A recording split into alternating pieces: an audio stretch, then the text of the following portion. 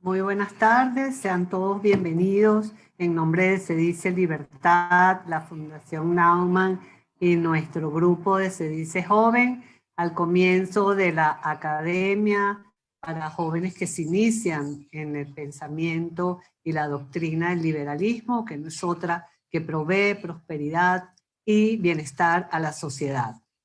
Quiero darle la más cordial bienvenida al señor George Denner, director de la Fundación Friedrich Naumann Andinos, que nos acompaña en esta iniciativa para dar un saludo en nombre de la Fundación y muy grato tenerlo aquí, como siempre, apoyando la difusión, la divulgación y la formación de las ideas de libertad, como lo hace la Fundación Naumann en todo el planeta. Bienvenido, George, somos todo oídos.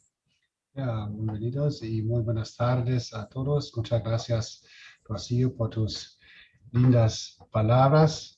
Somos la Fundación Naumann, una fundación política liberal de Alemania, y hace muchísimos años hemos trabajado y continuamos a trabajar con nuestros socios y amigos de CEDICE, y estamos muy orgullosos que podemos participar en este evento. El año pasado también hicimos algo similar y fue un gran éxito, por eso decidimos juntos con nuestros amigos de CEDICE continuar y con esta serie de eventos. Y en este tiempo, creo, en todos nuestros países es muy importante difundir y también explicar los valores liberales, porque en muchos países no entienden y que podemos ver, por ejemplo, en Bolivia hay un régimen izquierdista, en Ecuador tenemos elecciones el 11 de abril, también en Chile y en Perú, y es importante que la gente sabe cuáles son nuestros valores honestamente, para evitar que haya más regímenes izquierdistas en América Latina. Muchas gracias. Gracias, George. De verdad es un gusto que nos acompañen en Venezuela en estas actividades que estamos desarrollando y vamos a desarrollar durante el año. Como saben, es un país que tiene muchos problemas y por eso es importante que los jóvenes entiendan la importancia de las ideas que divulgamos. Sin más preámbulo, le voy a pasar la palabra a Anderson Ayala para que presente a nuestro profesor invitado a la clase de hoy, amigo de la casa, el profesor Lahoud. Anderson lo presentará más adecuadamente y esperamos que todos compartan, disfruten esta clase y hagan todas las preguntas e inquietudes que tengan para aprovechar al máximo al profesor Lahoud. Igualmente, después Anderson les comentará que les enviaremos el material de apoyo que se produzca en este programa.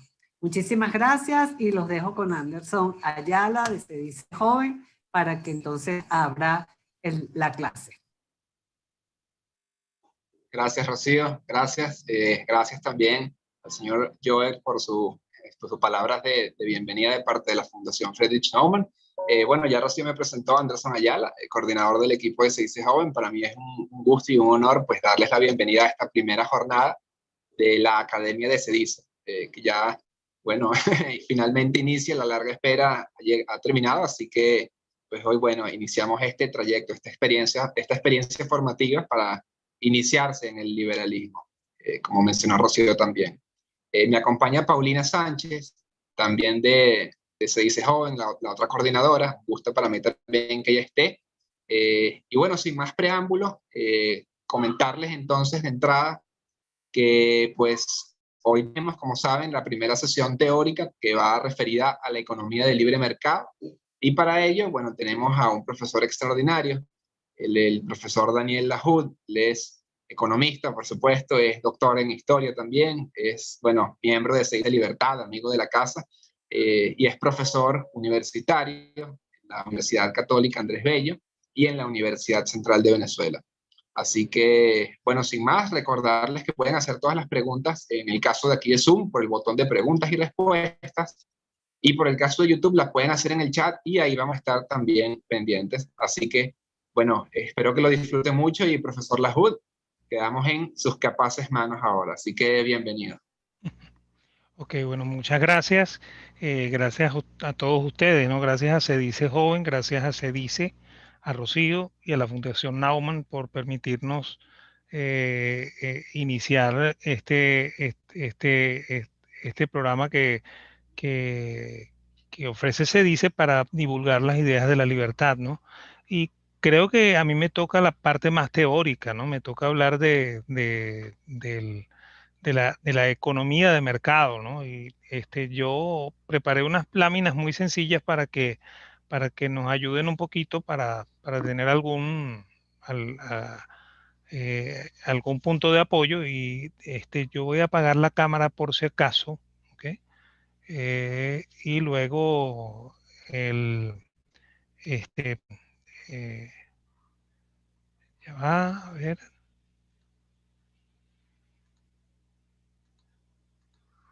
ok, creo que sí está apagada. Ok. Ok, bueno, entonces comenté que íbamos a trabajar íbamos a hablar de la economía de mercado, ¿ok? Y vamos a arrancar un poco desde un punto de vista histórico de esto, ¿no? De hecho, eh, en la Francia del siglo XVI y hasta el siglo XVIII se desarrolló un movimiento que se le conoce con el nombre de mercantilismo, ¿no? En Francia se le llamó colbertismo porque el ministro más importante de ese régimen que llegó a armar un sistema bien complicado de controles económicos se llamaba Jean-Baptiste Colbert, ¿no? Y él hacia los inicios del siglo XVIII, él convoca a un grupo de empresarios para que le hicieran sugerencias acerca de lo que ellos pensaban que se debería hacer en economía. Él pensaba que lo que estaban haciendo era una maravilla, eso de tener muchos impuestos, de tener muchos controles y de fastidiarle mucho la paciencia a los empresarios. Entonces, uno de esos empresarios de apellido Legrand,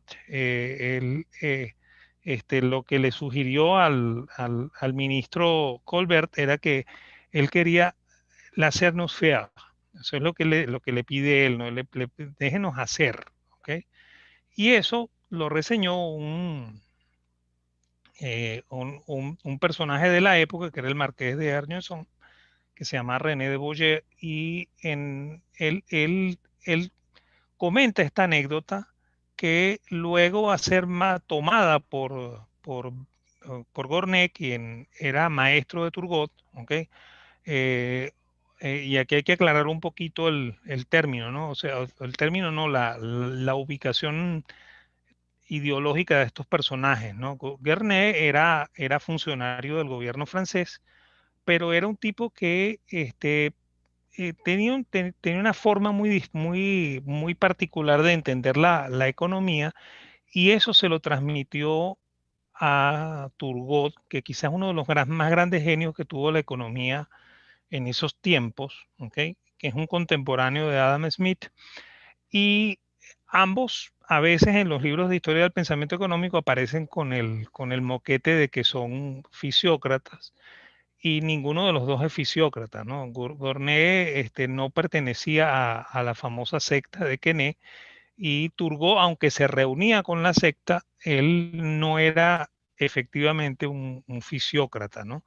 Sin embargo, Gournay es el que pone de moda el lema de la faire, la passer, y lo dice como está escrito allí en las láminas, ¿no? La faire, la passer, le monde va de lui-même, ¿okay? O sea que el mundo va a su manera, ¿no? Y Quesnay, que es el líder de los fisiócratas, toma también ese lema que usa Gournay y él lo derivaba del Wu Wei, ¿no? Que es la idea del Tao del dejar fluir, ¿ok? Y lo decía con mucha frecuencia, ¿ok? Pero aquí hay que tener un poquito de cuidado porque la fisiocracia, aunque es bastante liberal, no es el liberalismo clásico del cual nosotros nos vanagloriamos, ¿no? La fisiocracia en realidad pretendió mantener el sistema francés funcionando tal y como venía funcionando, y ellos proponían el hacer el que hubiesen ideas liberales con la única intención de que el sistema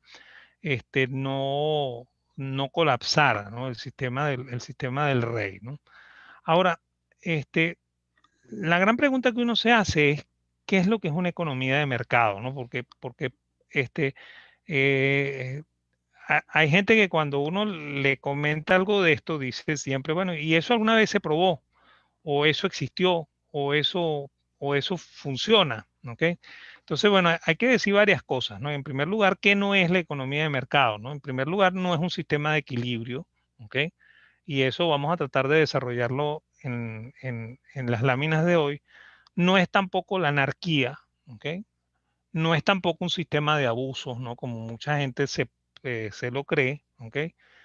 Y tampoco es lo que los economistas llamamos la competencia o la competencia perfecta, ¿no? Porque eso, como vamos a ver, no es un buen punto para comenzar a ver la economía de mercado, ¿no? Y en realidad lo que es un verdadero sistema de libre competencia, donde el gobierno tiene muy poca, casi ninguna intervención, y hay un respeto irrestricto al derecho de propiedad y a la responsabilidad, sobre todo del lado de la demanda. ¿Ok? Y bueno, y vamos a tratar de dilucidar esto de si existe, si existió o si existirá alguna vez esto que llamamos economía de mercado. ¿Ok? En primer lugar, vamos a tratar de soslayar el primer punto. ¿Ok? No es un sistema de equilibrio. ¿Ok? Y hay un error fundamental cuando los economistas hablamos de equilibrio, ¿ok? Porque nosotros nos hemos creído el cuento de que existe una cosa que se llama equilibrio, ¿ok? Y en la mayor parte de los libros se asocia ese equilibrio con la famosa mano invisible de Adam Smith, ¿ok? Y aquí hay que tener bien claro una cosa, ¿no? Smith no nombra el equilibrio eh, eh, en los tres primeros libros de la riqueza de las naciones. La única manera en la que él nombra el equilibrio ya es en el libro cuarto, cuando empieza a hablar del comercio internacional y habla del equilibrio de la balanza de pagos. ¿Ok? Pero no habla de un equilibrio en el mercado, ¿no? Y, y otro de los argumentos que normalmente se utiliza para criticar a Smith es la famosa metáfora de la mano invisible, ¿no? Y aquí hay que dejar también bien en claro dos cosas, ¿no? Que la mano invisible aparece una sola vez en la riqueza de las naciones y aparece también una sola vez en la teoría de los sentimientos morales, que eh, para mi concepto es el libro más importante de Adam Smith, ¿no? O sea, Smith se preocupó muchísimo por la teoría de los sentimientos morales, creo que muchísimo más de lo que se preocupó por la riqueza de las naciones. Pero bueno, al final es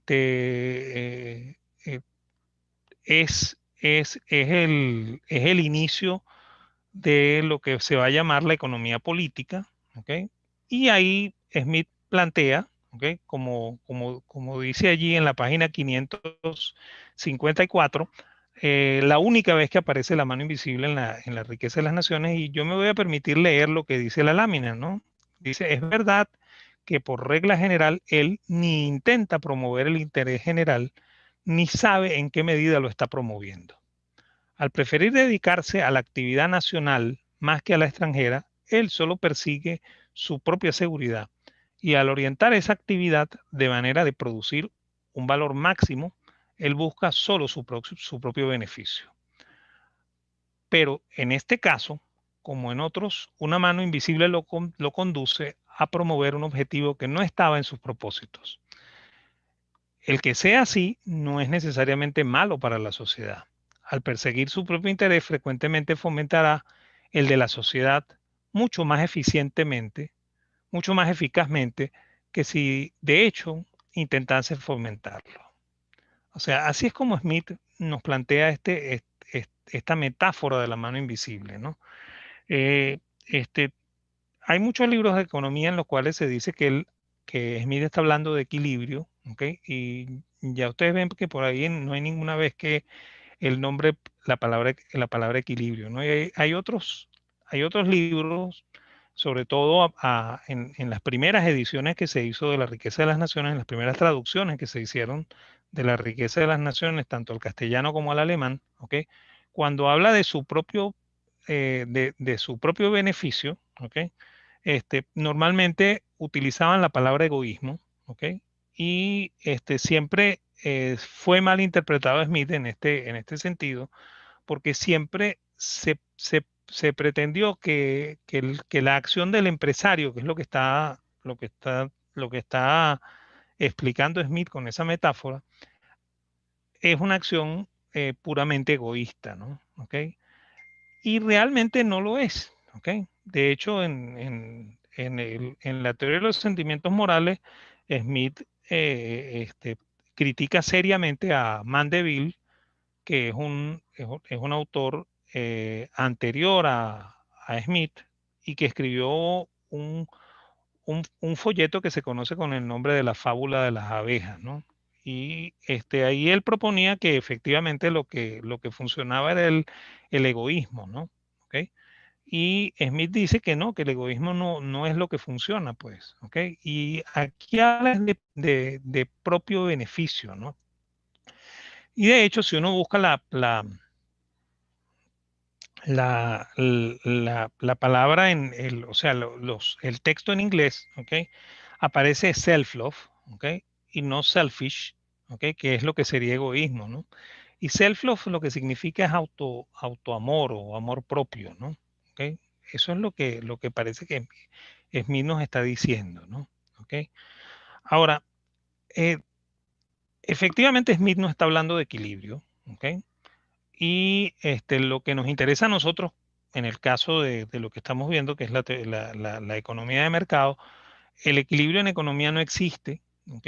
Es una utopía que sirve cuando uno trata de usar modelos matemáticos, porque los modelos matemáticos se inspiran en la física y la física sí requiere de la existencia del equilibrio para poderse explicar, ¿no? O sea, si el equilibrio no existe, el universo se vendría abajo, ¿ok? Y por eso los físicos lo necesitan en sus modelos de mecánica, y de los modelos de mecánica es de donde pues, fundamentalmente salen los modelos matemáticos que se usan en la teoría económica. ¿Ok? Por eso es que los austríacos normalmente no somos muy propensos a aceptar esos modelos, ¿ok?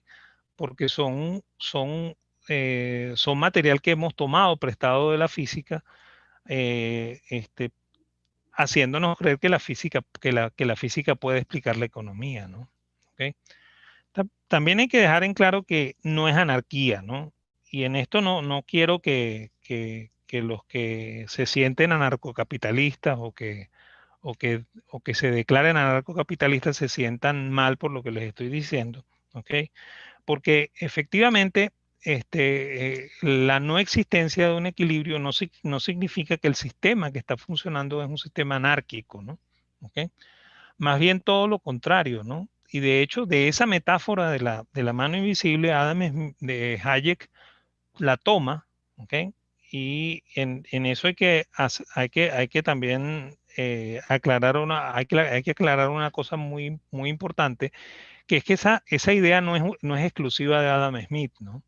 Esa es una idea que viene de la escuela escocesa, a la cual pertenece Adam Smith, por lo cual David Hume comulgaba con ella, ¿ok? Por lo cual también Adam Ferguson, que no era muy amigo de Smith, también comulgaba con ella, ¿ok?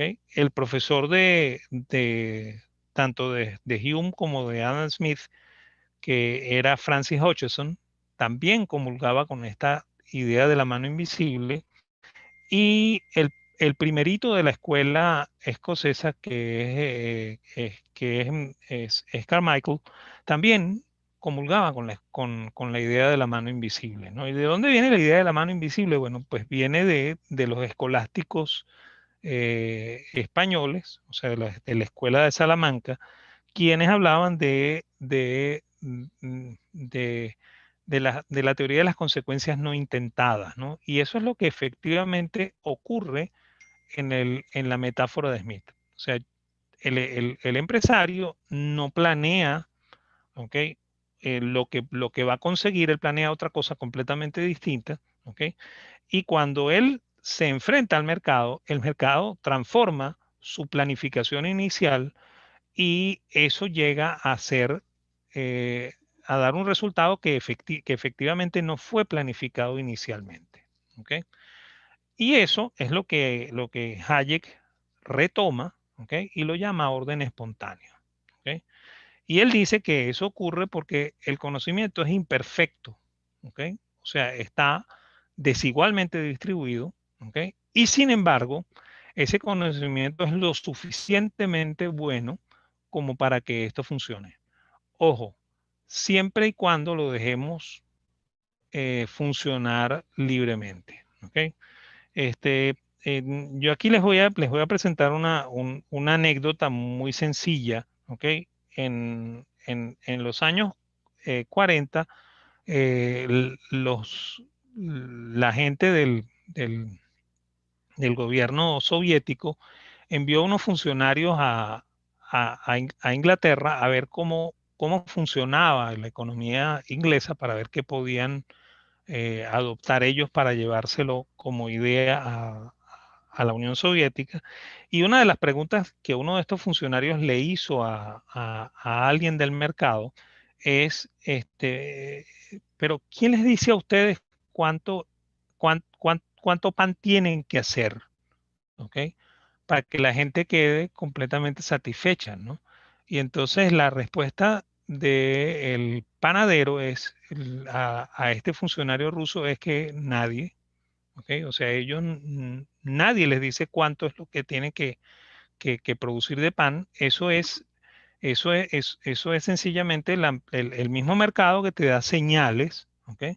Y que hace que el panadero eh, tome la decisión de producir una determinada cantidad de panes. Al final, eh, probablemente se venden todos los panes y efectivamente funciona como si se hubiera planificado previamente, pero no se planificó, pues, ¿ok? Eh, es, es sencillamente un proceso que ocurre de manera natural, ¿ok? Que como dijo Hayek, es evolutivo y espontáneo, ¿ok? Entonces, una de las primeras cosas que tenemos que tener aquí presentes es que funciona muy bien cuando lo dejamos libre, ¿ok? Y que además el conocimiento es imperfecto, ¿no? Y quiero que eso quede bien por allí porque cuando veamos el modelo de competencia perfecta nos vamos a ver con algunas de estas cosas que estamos comentando, ¿ok? Tampoco este es una crítica que normalmente se hace a los que hablamos de economía de mercado, nos dicen que es un sistema de abusos, ¿no? ¿Ok? Y nos dicen que el pez grande se come al pez pequeño, ¿no? Y ojo con esto, que esa metáfora aparece hasta en el libro de economía de Marshall, ¿no? En principios de economía de Marshall utiliza esa metáfora del pez grande que se come al pequeño, ¿no? ¿Ok? Este, y esa es una de las razones por las cuales mucha gente le tiene miedo a la libertad de mercado, ¿ok? Porque creen que en un sistema como ese, las empresas grandes terminan destruyendo a las pequeñas y al final se terminan conformando grandes monopolios, ¿no? ¿Ok? Eso es completamente falso, ¿ok?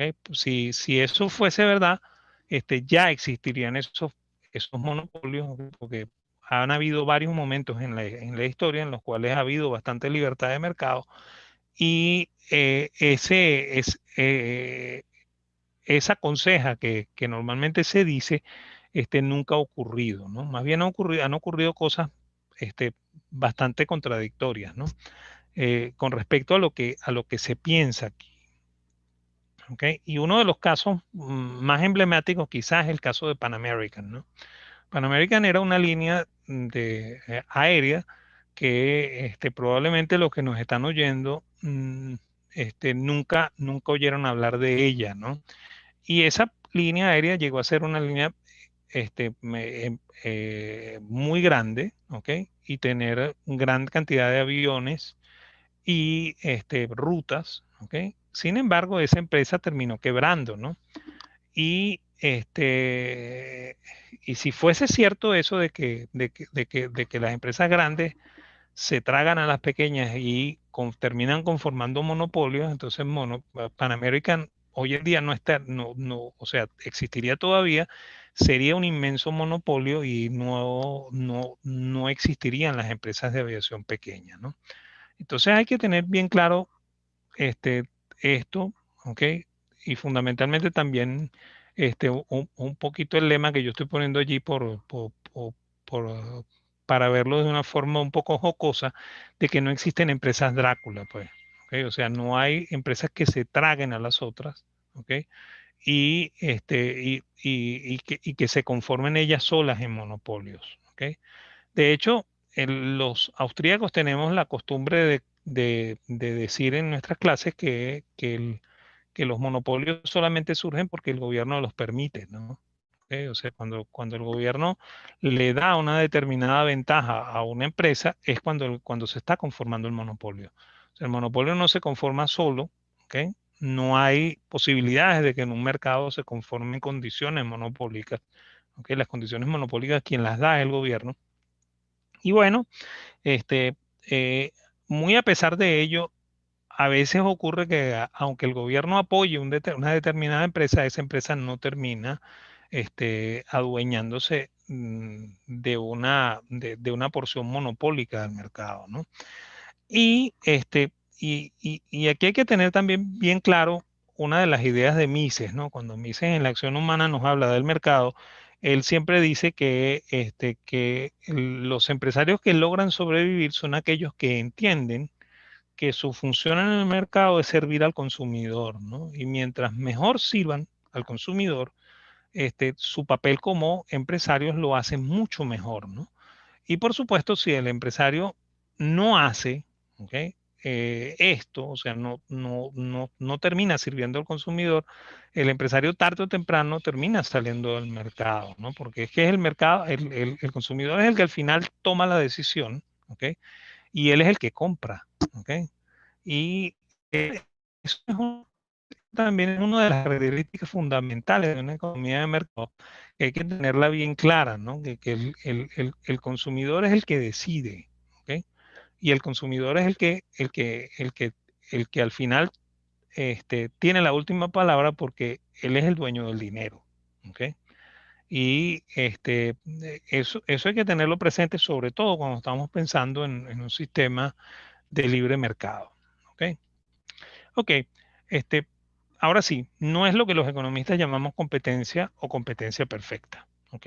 O sea, cuando yo estudié, la llamábamos competencia perfecta y era el primer modelo que se estudiaba cuando se estudiaban micro y se estudiaban los mercados. ¿Ok? Hoy en día lo llaman competencia. ¿Ok? Cuando yo estudié había 14 supuestos, ¿ok? Que había que cumplir para que un mercado fuese de competencia perfecta. Hoy en día, en la mayor parte de los libros, se ha reducido esos 14 supuestos a solamente 4. ¿Ok? Y, es- eh, y bueno, y lo primero que hay que pensar es que se trata de un modelo de equilibrio, ¿ok? Por lo cual se trata de un modelo que no existe, ¿ok? Y de un modelo totalmente ficticio, ¿ok? Entonces, ¿cuáles son esos supuestos, no? El primer supuesto es que debe haber un producto homogéneo, ¿ok? Lo cual ya hace que el modelo sea técnicamente imposible, ¿ok? De hecho, un barril de petróleo venezolano no es exactamente igual a un barril de petróleo de Arabia Saudita, ¿no? Es más, de hecho, el petróleo de Arabia Saudita es un petróleo ligero, ¿ok? Este, a veces, en algunos casos, es transparente, ¿ok? El petróleo venezolano es un petróleo pesado, con muchos metales y azufre, y de un color bastante oscuro, ¿ok? Por eso es que nosotros siempre cuando hablamos de petróleo decimos oro negro, ¿ok? Entonces ni siquiera ahí hay producto homogéneo, ¿no? Es más, de hecho, les comento, ¿no? A los que les gusta el merey, ¿ok? El merey tampoco es homogéneo, ¿no? O sea, depende del tamaño de la semilla, el merey tiene un precio, ¿ok? Y tiene unas características, ¿no? ¿Ok? Entonces, es muy difícil que exista un producto homogéneo, ¿ok? Entonces, ese es el primer supuesto, ¿no? El segundo supuesto es que exista una oferta atomizada, ¿no? Y esa palabra que suena así muy rimbombante, lo que significa es que haya muchas empresas produciendo ese producto homogéneo, ¿no? ¿Ok? O sea que además de que es un caso extraño porque hay un solo, o sea, hay un producto único, ¿ok? Exactamente igual que sale de todas las fábricas. Hay muchas fábricas que producen ese mismo producto, ¿no? ¿Ok? El otro elemento es que hay libre entrada y salida, ¿no? O sea que en cualquier momento el empresario puede entrar y salir del mercado, ¿ok? Ya aquí estamos también en un supuesto que es casi imposible, ¿ok? O sea, eso de que un empresario pueda cerrar su planta y volverla a abrir inmediatamente, ¿ok? Solamente ocurriría en un caso extremo de libertad de mercado y aún ahí sería complicado eso de la libre entrada y salida, ¿ok? Y el último punto es el conocimiento perfecto, ¿ok?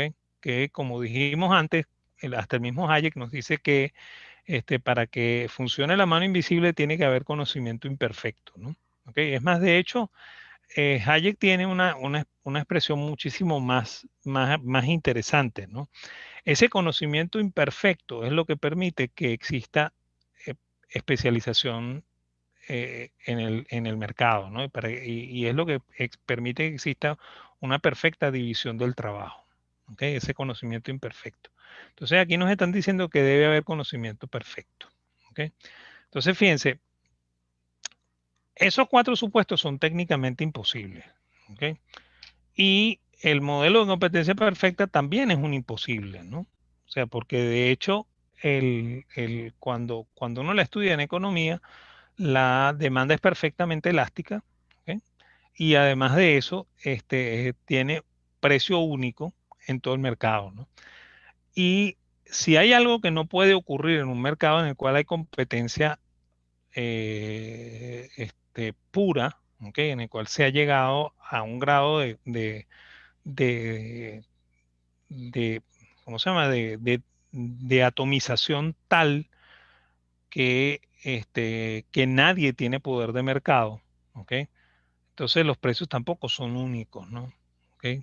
Porque de hecho cada quien trata de vender a un precio distinto, ¿ok? Entonces el modelo en realidad es ficticio, ¿ok? Y es para los austríacos absolutamente inútil para explicar la economía, ¿ok?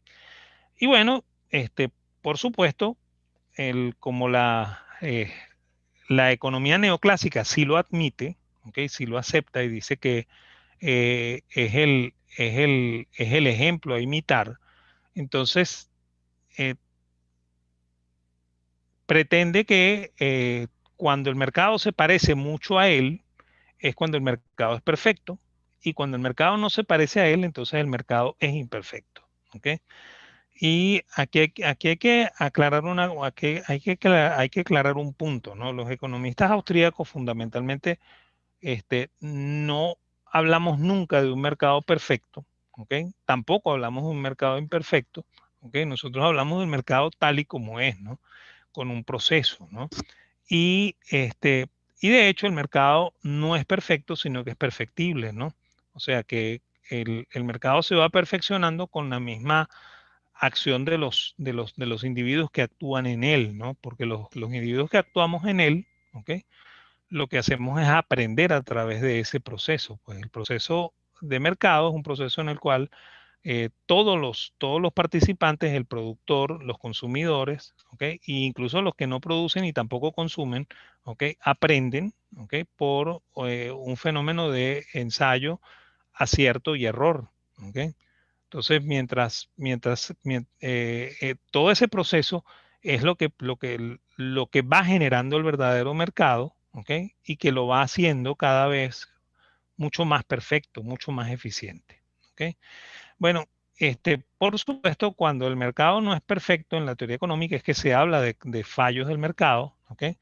Y, y eso también es un caso que aparece mucho en teoría económica, o sea, cuando los economistas les están explicando eh, eh, el funcionamiento del mercado, les dicen que el mercado no es perfecto y que tiene fallos, ¿no? Y normalmente se usa mucho el ejemplo de Samuelson, que salió durante muchas ediciones del libro de Samuelson, ¿ok? Que era el ejemplo del faro en la economía, ¿no? Samuelson comentaba, ¿ok? Que, que los faros no podían funcionar si no era por la acción de ¿aló? Eh, Continúe, profe. ok. Samuelson comenta, ¿ok? Que el faro no puede ser administrado por ninguna persona privada, ¿ok? Porque eh, ocurriría que nadie estaría obligado a pagar el faro, ¿no? A pagar el servicio del faro. Y Ronald Coase, que es un economista muy brillante, ¿okay? De la escuela de Chicago, ¿okay? Pero más bien del área institucional, ¿okay? este, Le dio curiosidad el tema del faro, ¿okay? Él era de origen británico, Ronald Coase, lo que pasa es que había desarrollado toda su carrera en los Estados Unidos, como comento en la Universidad de Chicago, y entonces él decidió irse de vacaciones a su tierra, Inglaterra, ¿ok? Y se fue efectivamente a Escocia, ¿ok? A estudiar el caso de los faros, ¿no? Y ahí descubrió una cosa muy interesante, ¿no? Descubrió que los faros eran privados, ¿ok? Que los faros no eran una empresa pública, ¿ok?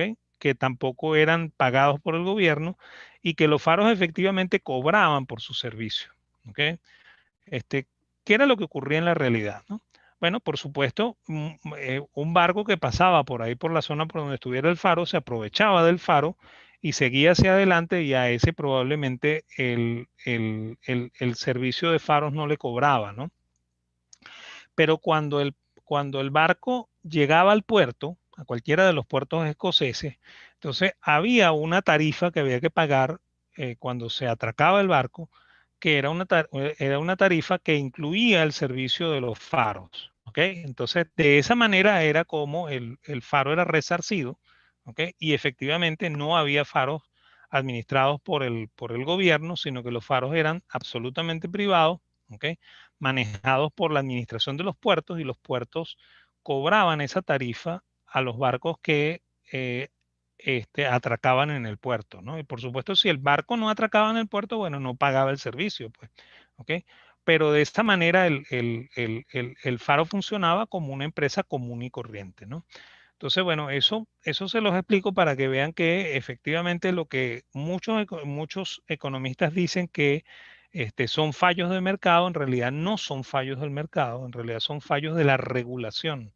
¿Ok? O sea que el gobierno, cuando regula, ¿ok? Es el que crea esos fallos, ¿ok? Que uno eh, observa y que le atribuye al mercado, como si el mercado fuera el que estuviese funcionando de una manera equivocada.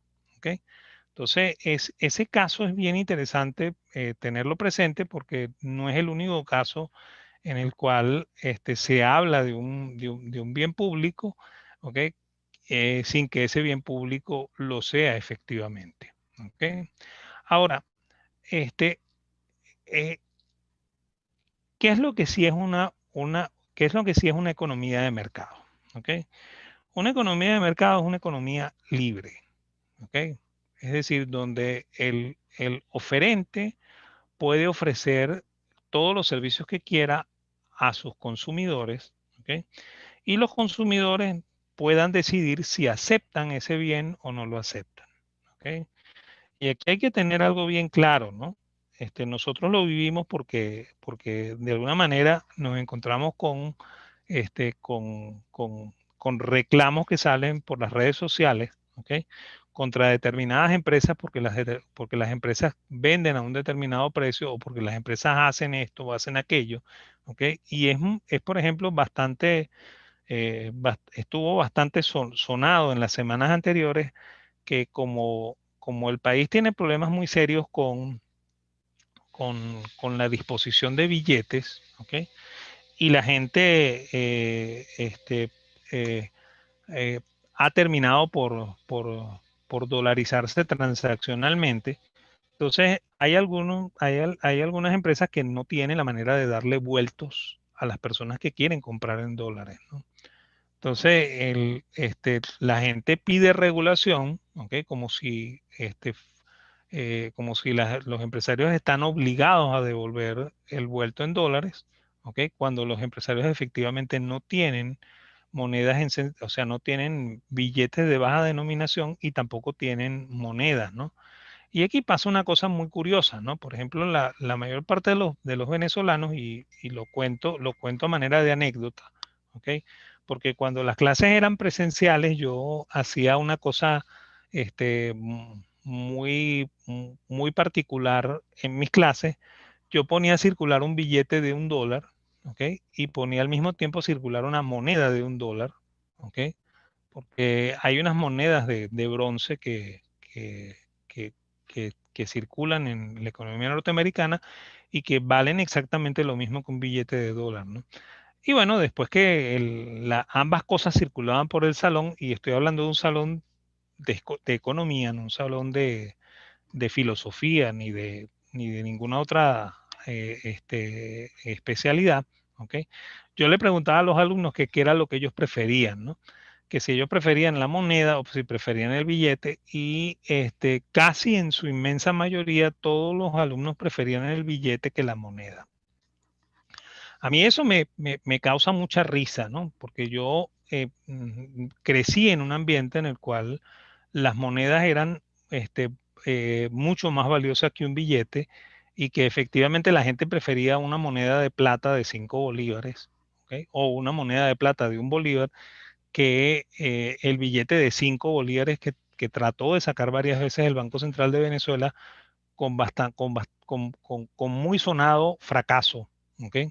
Porque la gente no lo quería, pues, ¿ok? Prefería la moneda que el billete, ¿ok? Entonces,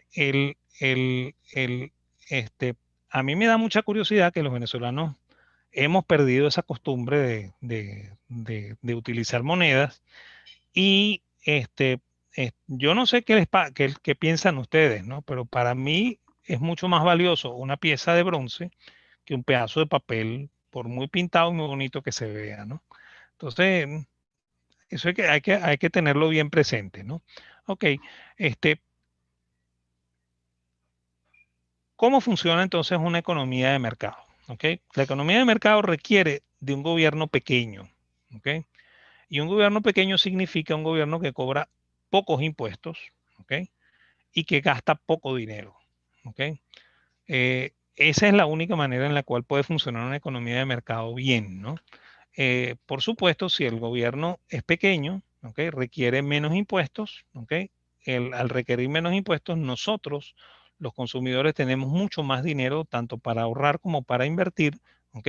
Los empresarios tienen la posibilidad de utilizar los ahorros que yo hago en el sistema financiero para poder financiar sus empresas y crecer, ¿ok? Y eso permite que la inversión privada sea muchísimo más profunda.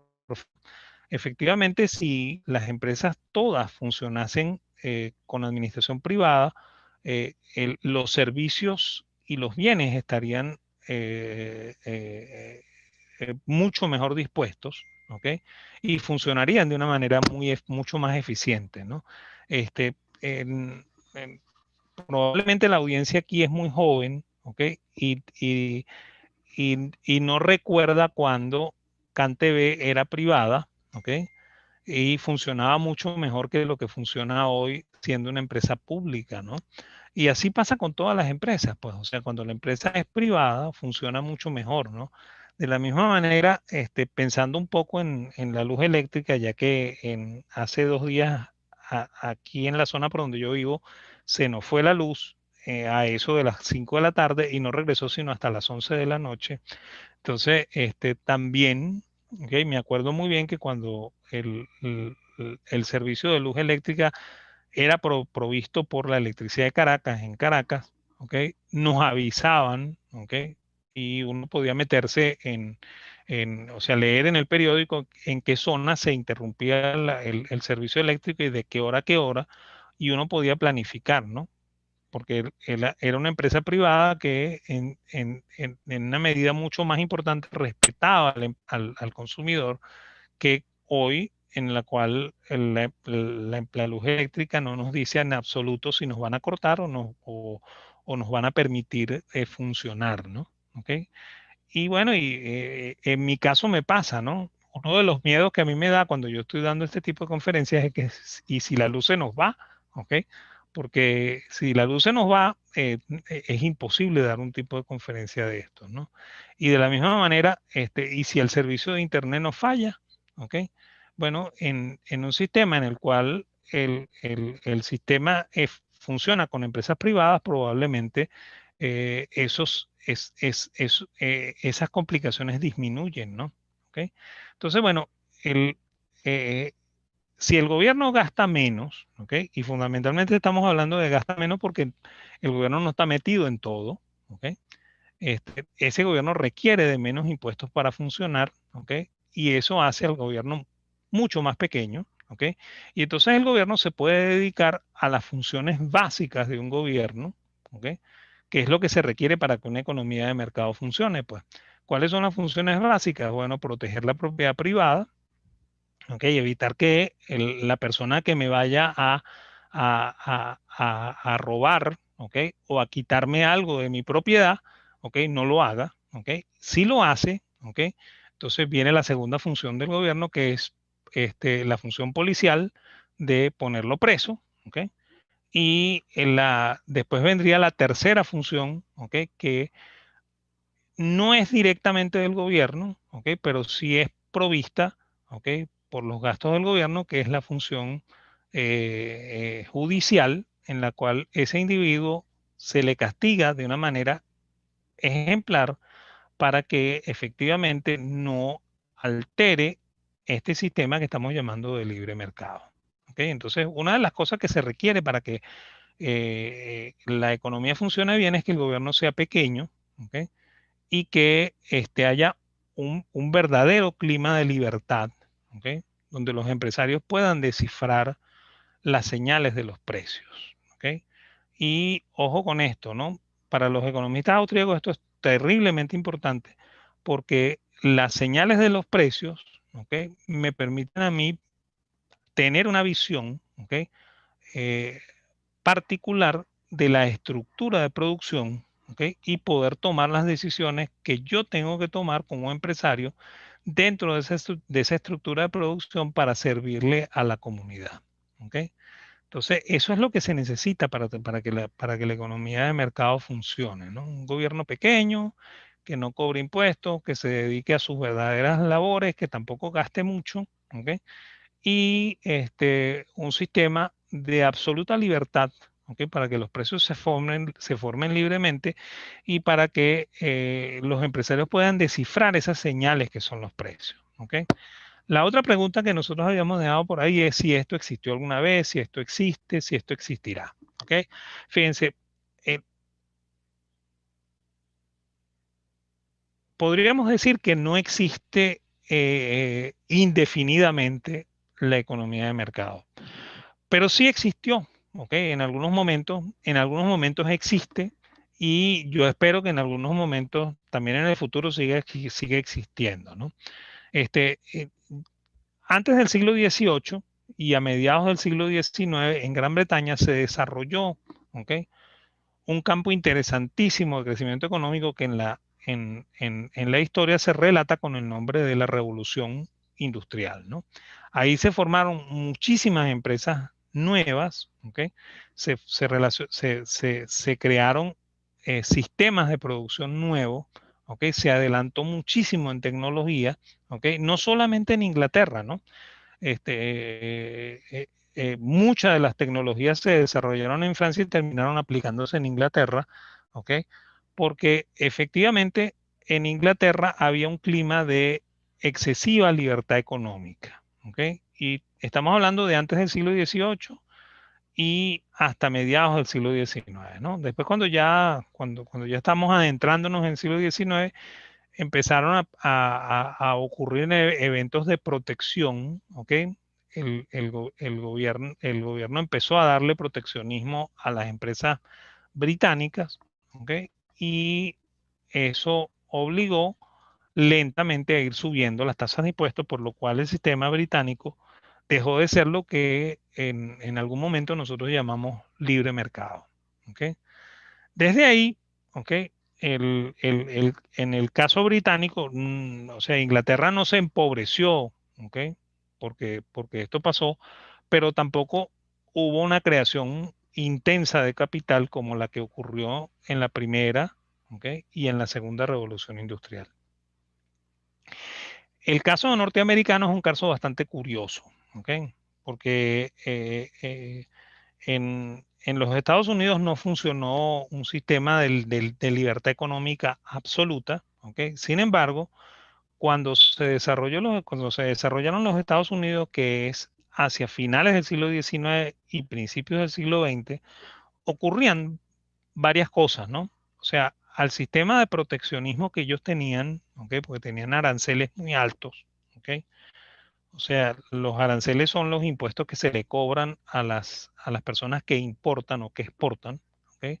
En el caso norteamericano, los aranceles eran bastante altos, ¿ok? Por lo cual había ciertas empresas que estaban protegidas en el sistema norteamericano.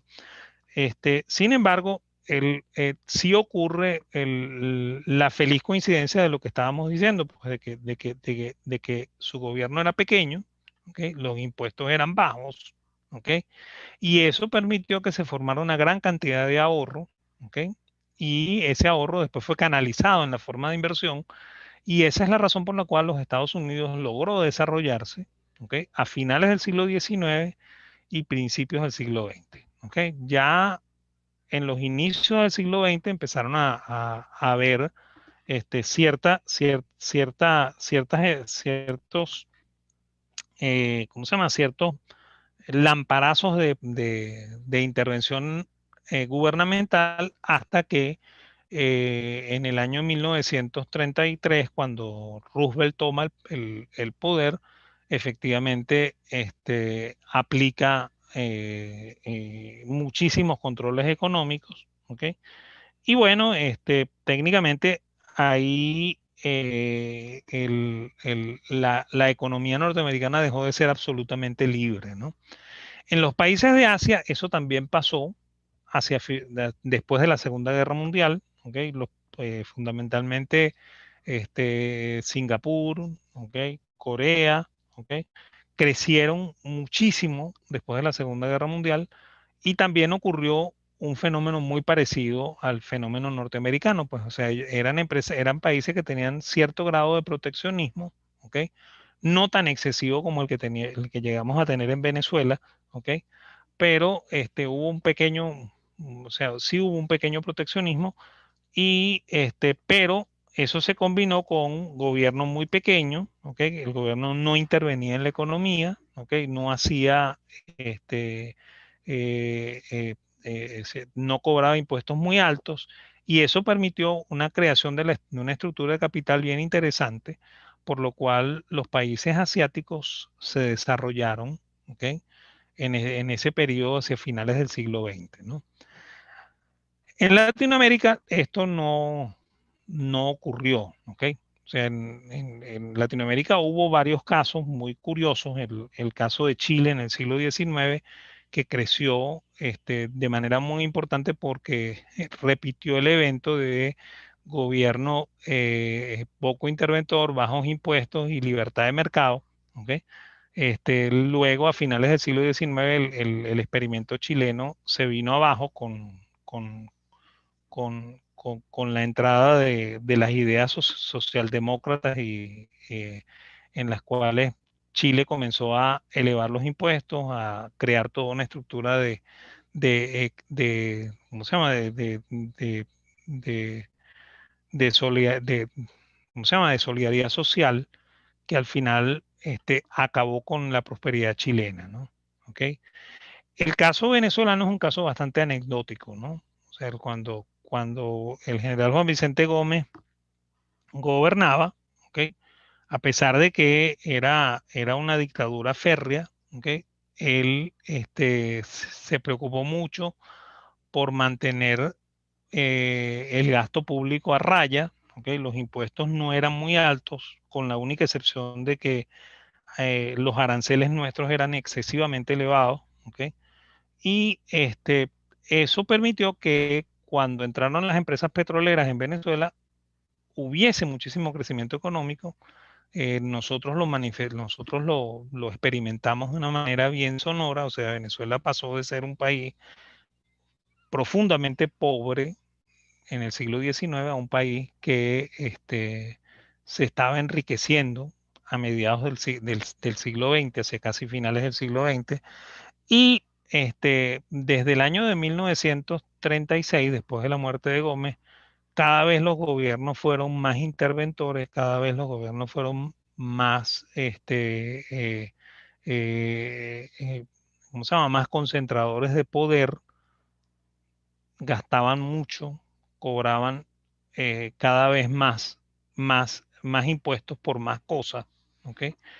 Y así lentamente el crecimiento que se había logrado gracias a la producción petrolera venezolana se fue destruyendo, ¿ok? Y por ejemplo nosotros hoy estamos viendo las consecuencias de todo eso, ¿ok?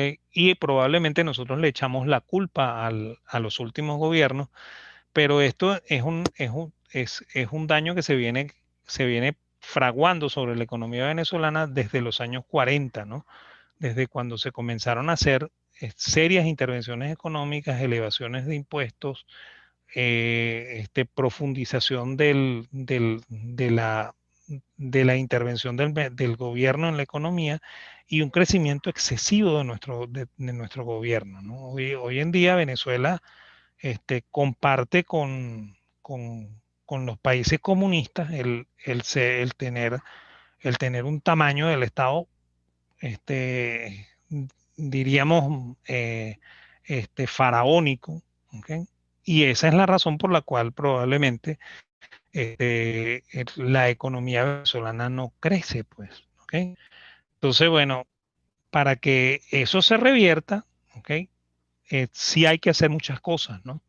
O sea, contrario a lo que planteaban los fisiócratas, y esa es la razón por la cual les dije que los fisiócratas distorsionaron un poco el asunto. Sí hay muchas cosas que hacer, ¿ok? O sea, un gobierno que quiera formar una economía de mercado tiene que actuar, ¿ok? Y actuar no significa hacer cosas para regular, sino hacer cosas para desregular, ¿ok? O sea, el gobierno tiene que privatizar, ¿ok? Y no es solamente privatizar, sino además de eso, reducir el tamaño del Estado, reducir el gasto público, reducir los impuestos, ¿ok?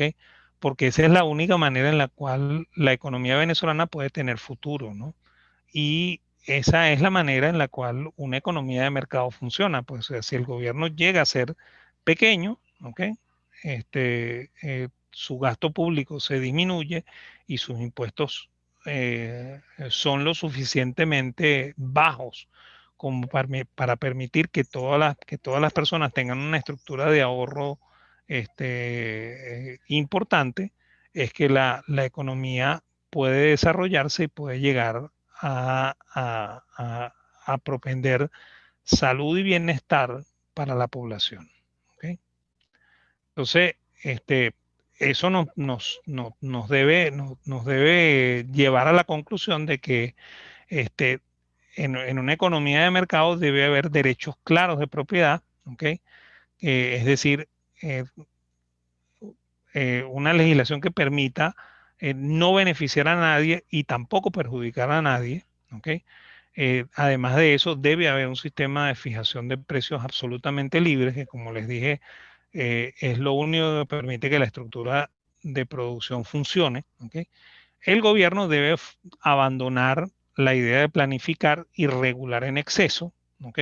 Los impuestos deben ser bajos, ¿ok? Para que exista una gruesa capa de ahorro con la cual se pueda financiar el desarrollo, ¿ok? Y aquí hay que tener en cuenta esto, ¿no? La civilización descansa en el hecho de que todos nos beneficiamos de un conocimiento que no poseemos, ¿no? Esa frase es fundamental para entender tanto las ideas de Mises como las ideas de Hayek, ¿no? O sea, la sociedad funciona como funciona gracias a que gente antes que nosotros inventó cosas, ¿ok? Y gente que no somos nosotros y está inventando cosas y nos está dando a nosotros, ¿ok? El beneficio de tener ese conocimiento que no poseemos, ¿ok? Pero que podemos, ¿cómo se llama? Que podemos participar de él gracias a la economía de mercado, ¿ok? El, el, hay que tener también presente que la economía es enseñar a los hombres lo poco que realmente saben sobre aquello que imaginan que pueden diseñar, ¿ok? Hay que entender también que esa metáfora maravillosa de Adam Smith, que es la mano invisible, ¿ok? Este, lo que significa es que en plena libertad todos buscamos beneficiarnos, ¿ok? Y el encuentro de todos, bien sea por acción o bien sea por emisión, produce al final consecuencias que no hemos buscado intencionalmente, ¿ok? Ese orden, ¿ok? Es mucho mejor que los controles, ¿ok? Y eso hay que tenerlo siempre presente, ¿ok? O sea, cuando la gente se molesta, en lugar de decir que aquí lo que hace falta es gobierno, lo que hay que decir es que aquí lo que sobra es gobierno, ¿ok? Y hay que entender otra cosa más, ¿no? Que hay un orden extenso, ¿ok? Que es un mecanismo capaz de recoger y aprovechar un vasto conjunto de conocimientos que están diseminados y que ningún organismo planificador está en la condición de aprender y de controlar. ¿Ok? Hay que entender también, ¿ok? Dentro de este mismo marco de ideas, que la generación de hoy crece, ¿ok? En un mundo donde el espíritu de la empresa, ¿ok? Se está viendo como una cosa deshonrosa, egoísta e inmoral y este y incluso se llega a decir, por ejemplo, que cuando una empresa contrata a una gran cantidad de personas, en realidad eso es una explotación, ¿no? Y eso en realidad es, es, mm, es, eh, eh, es una tontería, ¿ok? O sea, más bien todo lo contrario, ¿ok? La empresa ¿cómo se llama? Es el lugar donde se realiza el hombre, ¿ok? Y por esa razón, una empresa que da trabajo, ¿ok? No debe ser vista como una cosa mala, sino todo lo contrario, pues, ¿ok? Y de hecho, bueno, yo creo que los venezolanos estamos mucho más conscientes de esto que países que están hoy en día buscando cosas muy parecidas a lo que nosotros equivocadamente tomamos como bandera, ¿no? ¿Ok? Otro elemento es que la competencia, ¿ok? Donde mucha gente cree que es una guerra inclemente donde las empresas se pelean unas con la otra, ¿ok? Este, eso es una metáfora falsa, ¿no? ¿Ok? La verdadera función de la competencia en el mercado es la colaboración, ¿no? Donde todos aprendemos por imitación y donde también todos mejoramos por repetición, ¿ok? Eso solo es posible cuando existe un sistema de libertad y de plena competencia, ¿ok? Y hay que tener también presente que no hay manera de llegar al desarrollo por la vía de la planificación económica. ¿Ok? Creo que en eso los venezolanos estamos claros. ¿Ok? Eh, eh, este, también los que lo intentaron ¿cómo se llama? En el mundo comunista, ¿ok? Descubrieron que efectivamente eso no funciona, ¿ok? Y que la libertad solo significa que el individuo tiene la oportunidad y el peso de la elección, ¿ok? Y eso también significa que el individuo tiene que ser responsable por sus actos, ¿ok? Por lo cual hay que tener bien presente siempre que libertad y responsabilidad son dos caras de la misma moneda, ¿no? O sea, no podemos pensar en un sistema de libertad en el cual no seamos responsables, ¿ok? Y bueno, y con eso creo que termino la exposición de hoy, ¿no? ¿Ok? Oh, Espero que les haya gustado y bueno, y si tienen preguntas, que espero que sí las tengan, ¿ok? Yo estoy completamente a la orden para responderlas. no, ¿Ok? buenísimo, profe. Sí, sí, buenísimo, buenísimo. Muchas gracias por esa completa disertación, no solo de economía, sino también de historia. Creo que fue, bueno, bastante llana en ese sentido, ¿no? Todo lo que abordó. Sí tenemos preguntas, profe. A ver,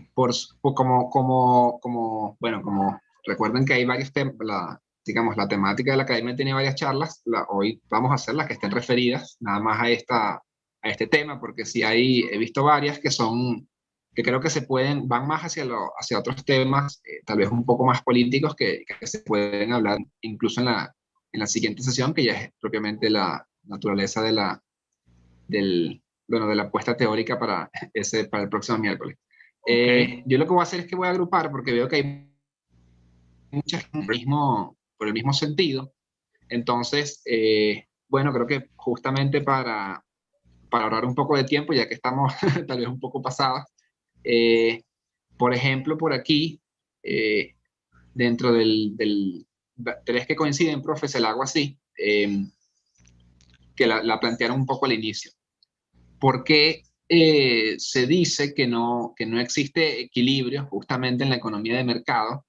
Y se alude a que en toda la carrera justamente de economía se habla de que tiene que haber un equilibrio. Entonces ese es como digamos, un poco el contraste que le plantean.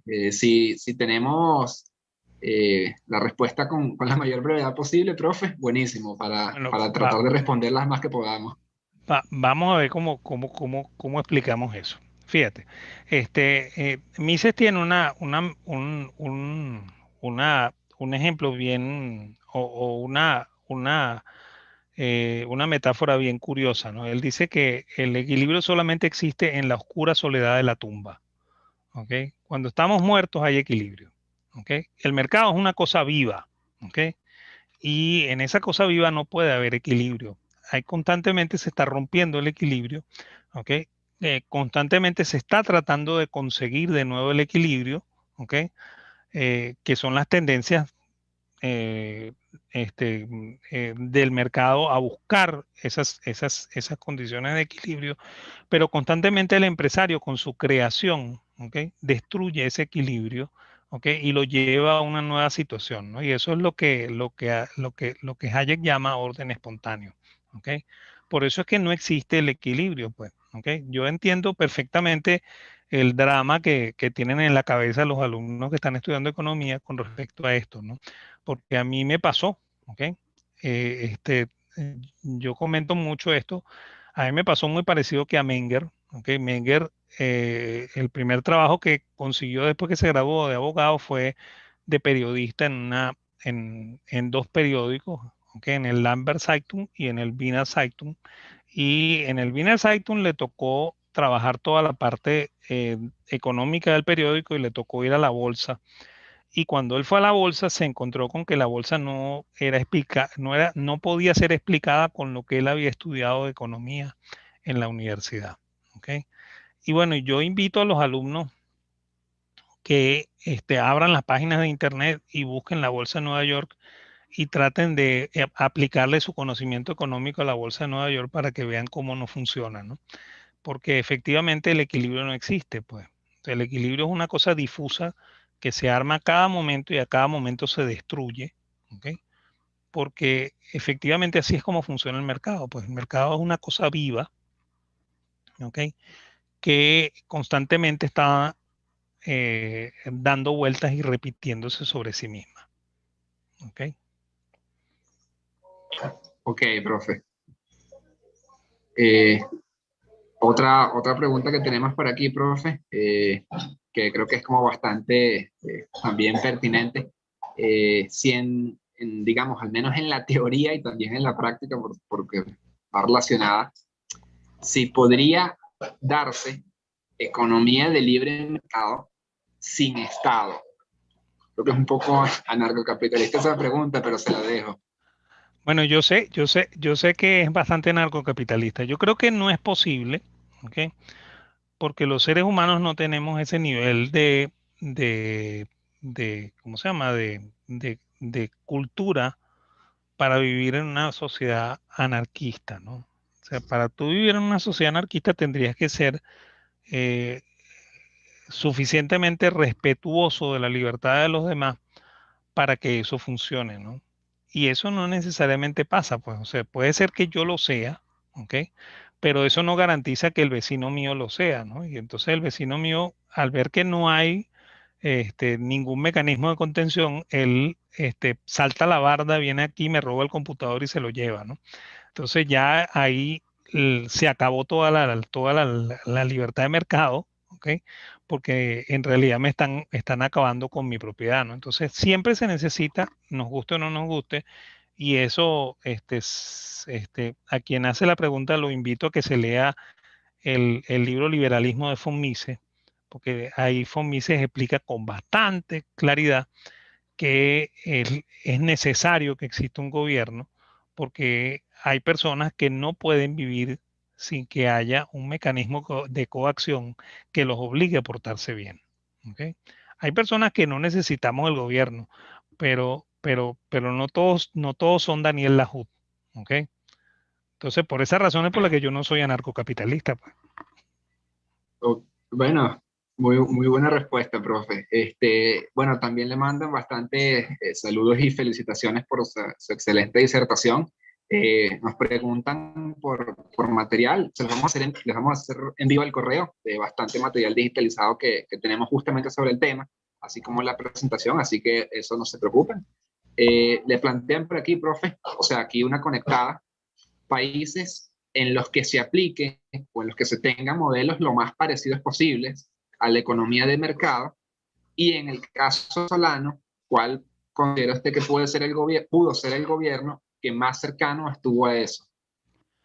Bueno, fíjate, yo lo planteé en la presentación, ¿no? O sea, eso ha ocurrido en momentos aislados, ¿no? En Estados Unidos, a finales del siglo XIX y principios del XX hubo una economía bastante libre, ¿ok? Y por eso es que se desarrolló el capital de la manera en que se desarrolló en los Estados Unidos, ¿no? En la primera y segunda revolución industrial en Inglaterra, ¿ok? Hacia finales del siglo XX en las economías asiáticas, ¿no?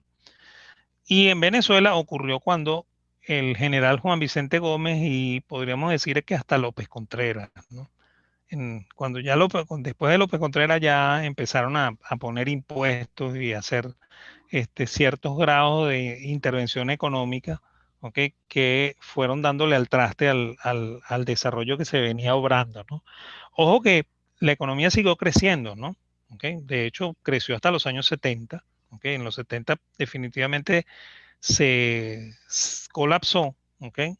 Y colapsó porque cada vez el gobierno era mucho más importante, cada vez el gobierno tomaba mucha más preponderancia, ¿ok? Por lo cual la existencia de gobierno puede ser muy mala, ¿no? ¿Ok? Eso en favor de los anarcocapitalistas que hay por ahí, ¿no? ¿Ok? Pero, pero, pero, pero ojo con esto, o sea, lo que requiere una economía de mercado es un gobierno pequeño, ¿ok? Que no intervenga mucho, y eso creo que en Venezuela no se ha dado, ¿no? ¿Ok? Ok, profe. Bueno, con el tema del monopolio, profe, le preguntan Ajá. si no cree usted que los mismos consumidores sean quienes puedan ayudar a que se cree ese monopolio. O sea, porque plantean casos, bueno, de Google, de Facebook, pero al final son los consumidores los que siguen demandando los servicios que estas empresas y bueno, al final entonces termina siendo el consumidor quien le da fuerza al monopolio que va haciendo la empresa, ¿no? O sea, la plantean así, es un mix que hice de dos preguntas, entonces se la dejo. Sí, pero eso es ¿cómo se llama? Bien paradójico, ¿no? Este, es muy cierto que el consumidor termina siempre comprando aquellos productos que lo satisfacen más. ¿Ok? Lo que sí es cierto es que probablemente si el empresario se acostumbra a ser el motivo de la demanda, ¿ok? Entonces probablemente el empresario empieza a cometer errores y esos mismos errores los sacan del mercado y le abren la puerta a otros empresarios que puedan ocupar ese puesto que, que los que preguntan lo llaman monopólico, ¿no? ¿Ok? Yo tengo un conflicto ahí porque yo creo que el monopolio solamente puede ser ocasionado porque el gobierno otorga la licencia para que esto ocurra, ¿no? Y ese es el caso, por ejemplo, en el caso nuestro, el caso de Corpolec, el caso de PDVSA. O sea, si el gobierno está detrás y dice, esta es la empresa, entonces eso sí es un monopolio, ¿no? ¿Ok? Cuando ocurre que una empresa produce una muy buena harina para hacer arepas, ¿ok? Y las otras empresas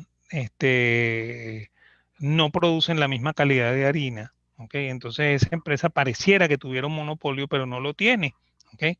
Lo que tiene es la preferencia de los consumidores. Ok, bueno, profe.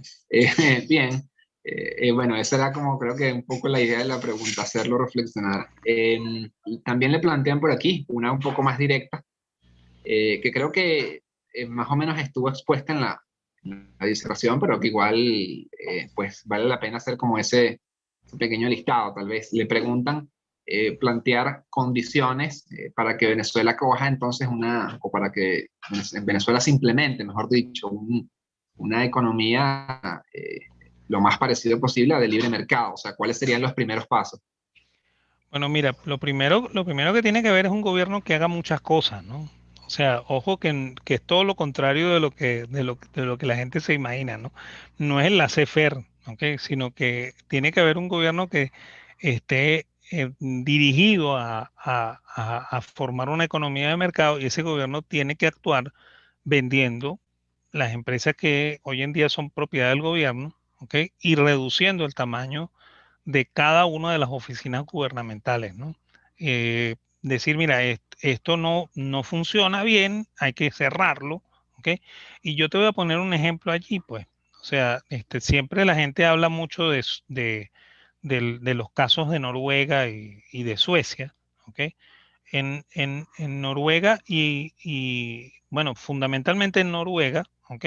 El Ministerio de Educación no es la monstruosidad que nosotros tenemos en Venezuela, ¿no? O sea, no son un montón de, de, ¿cómo se llama? De maestros contratados por el ministerio que trabajan, sino todo lo contrario, pues, o sea, es una oficina muy pequeña en la cual se dictan las políticas de educación de ese país, ¿ok? Y es el gasto de educación en ese país son los vouchers que se le dan a las personas a las familias, para que manden a sus hijos a la educación privada.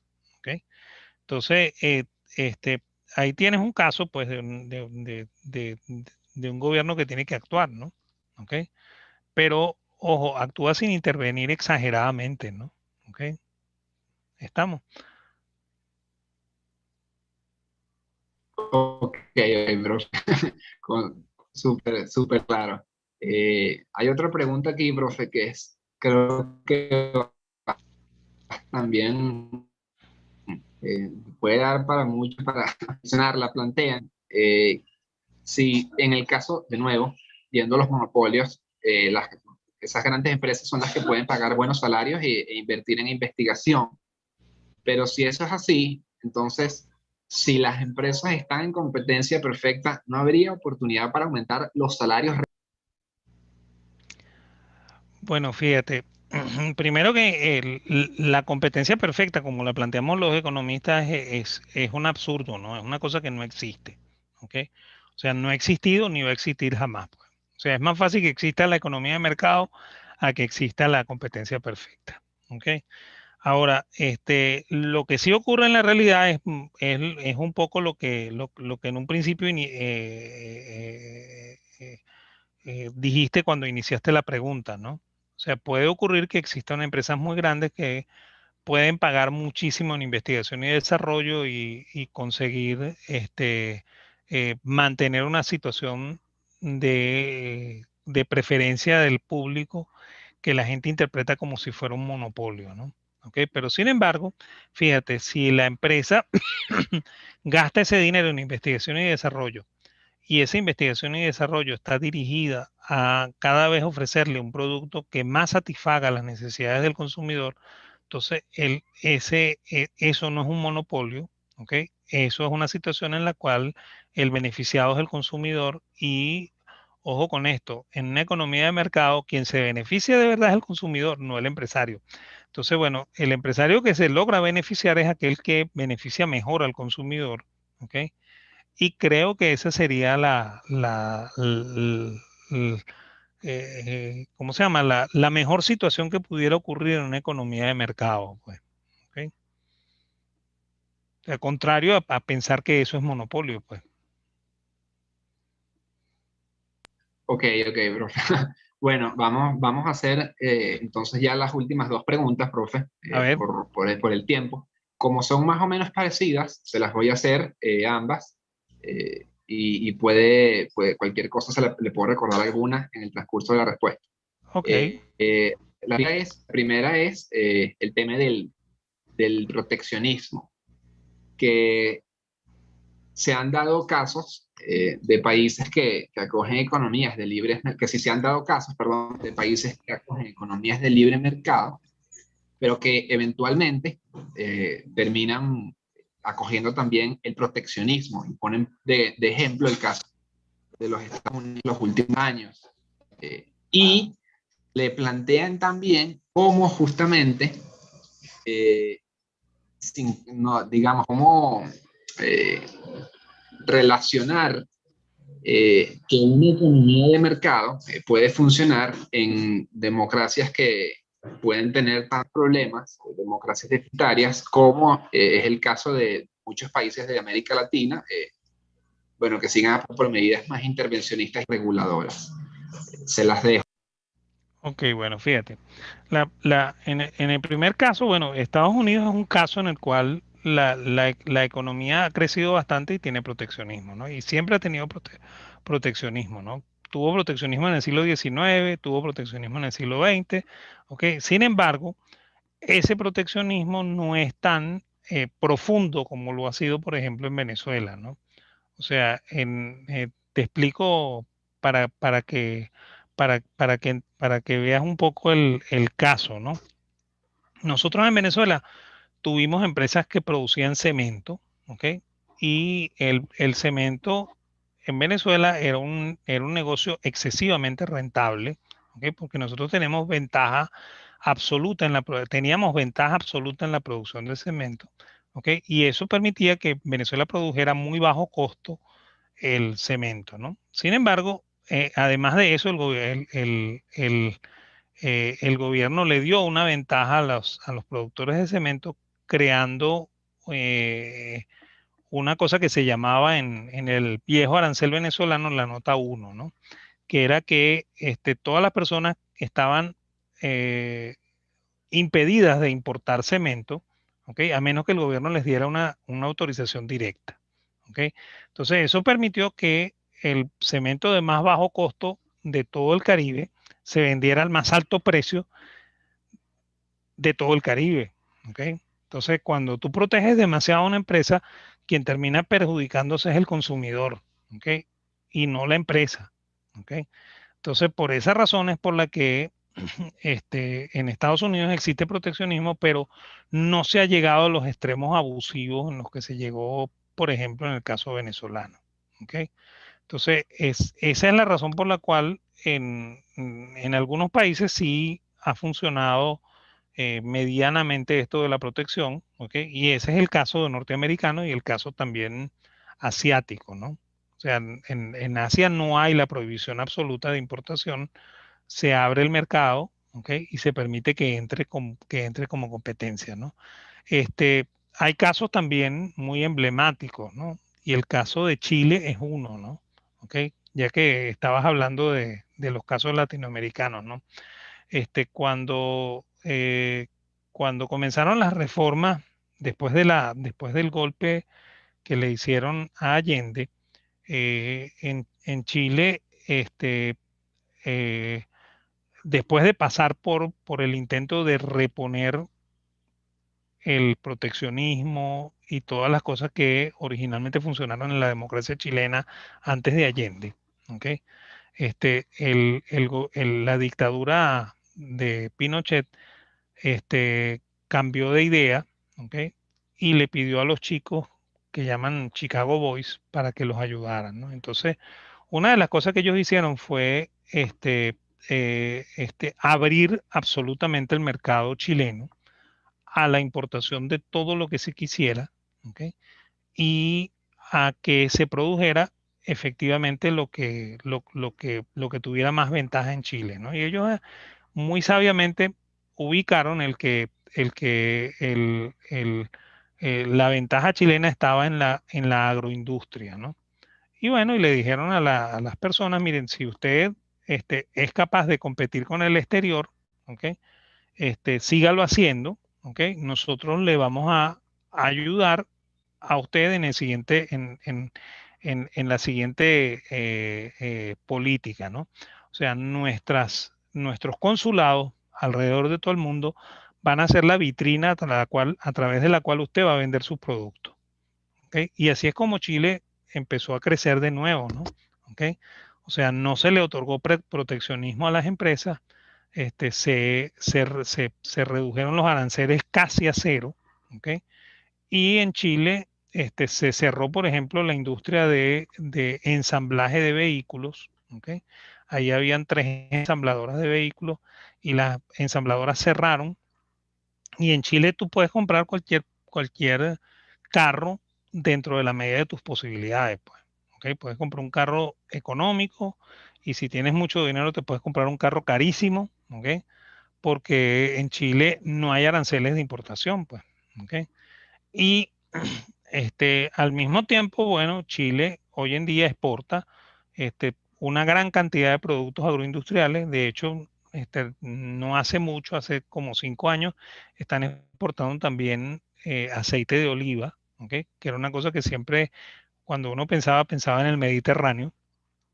Lo están produciendo en Chile y lo están vendiendo, ¿ok?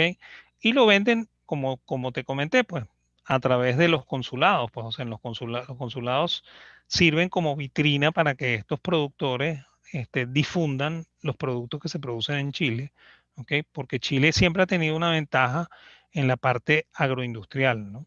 Y la han sabido explotar, pues, ¿ok?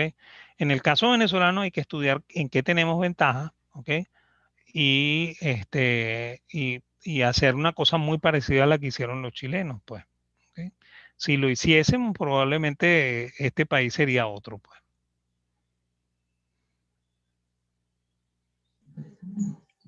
Vale, vale. No, buenísimo, profesor. La verdad creo que ha sido también bastante enriquecedor toda la jornada. Con eso podemos llegar al final de esta ronda de preguntas y, bueno, de interacción, de respuestas. No queda más, profe, que darle las gracias por bueno, por todo su tiempo. Ya llegamos a la 1:30, pero lo meritaba la primera sesión, ¿no? El opening. Bueno, Así que, chévere. profesor Lahoud, bueno, en nombre del equipo de la academia, y por supuesto de CEDICE, que también es su casa, pues muchas gracias por haberse sumado hoy. Y bueno, por habernos acompañado esta 1:30.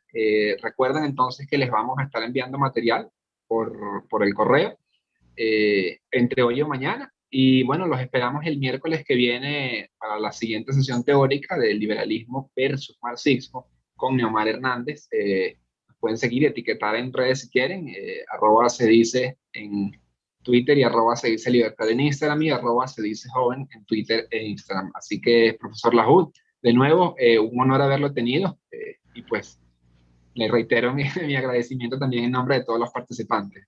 Bueno, gracias y siempre a la orden, ¿ah? ¿Ok? Que les vaya muy bien y mucho éxito. Igualmente, profe. Así que, bueno, a los que nos vieron de toda la región, hasta el miércoles que viene entonces, atentos por los